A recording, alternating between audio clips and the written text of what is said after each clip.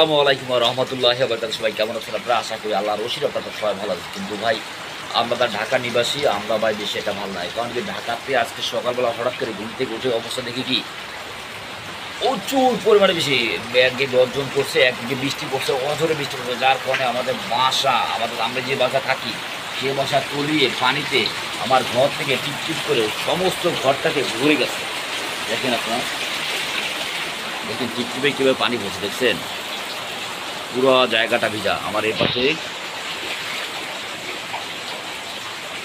এক কেটলি পানি ভরে গেছে অলরেডি।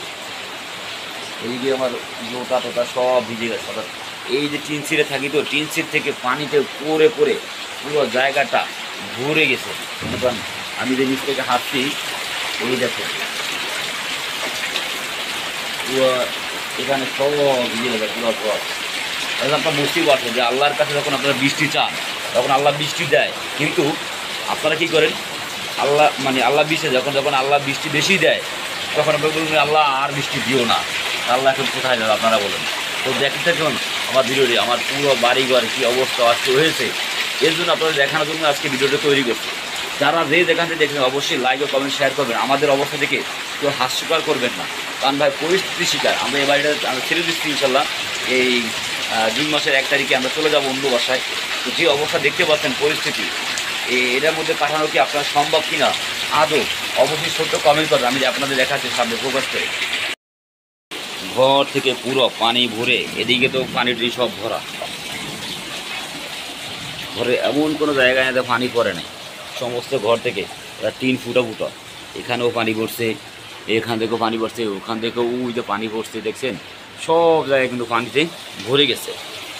আর সামনের দিকে দেখাচ্ছে, আপনারা সামনের দিকে দেখতে পাচ্ছেন বৃষ্টি কিন্তু থামছে না। ঢাকার মধ্যেও আছে কিন্তু বৃষ্টি থামছে না, অজোরে বৃষ্টি পড়ছে। বৃষ্টির কারণে ঘর বাড়ি সব কিন্তু চলে যাচ্ছে। আর দেখেন আমাদের বাসার অবস্থা দেখেন, ওই পাশে একটা ঘর পুরো ঘরটাই তলিয়ে গেছে, আর ওই পাশে আর একটা ঘর ওটাও তলিয়ে গেছে। পুরো ঘরের ভিতরে কিন্তু আঁটু সমান কিন্তু পানি হয়ে গেছে। আর এদিকে তো আমার সাইকেল সে পানির মধ্যে ডুবু করছে।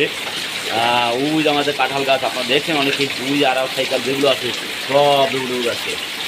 আল্লাহর কাছে দোয়া করেন আল্লাহ আমাদেরকে সবাইকে হেফাজত করুক। কারণ যে পরিমাণ বৃষ্টি পড়ছে, যে পরিমাণ ঠান্ডা, আর ঠান্ডা লাগছে আলহামদুলিল্লাহ, কিন্তু আপনার গরমের জন্য আল্লাহর কাছে বৃষ্টি চাইছেন। এই গরমের কারণে কিন্তু আল্লাহ ফাকরুল আলমিন আপনাদেরকে বৃষ্টি দিয়েছে, কিন্তু অতিরিক্ত বৃষ্টির কারণে আজকে বন্যা সৃষ্টি হয়ে গেছে। আমাদের বাসা বাড়িতে ঢাকাতে পুরো জায়গাটাই কিন্তু বন্যা সৃষ্টি হয়ে গেছে, যার কারণে আজকে আমি অফিসেও যেতে পারছি না। আমি এখন স্যারকে ফোন দেবো, স্যার বাড়িতে বাসা বন্ধ হয়ে গেছে, পানি উঠে গেছে।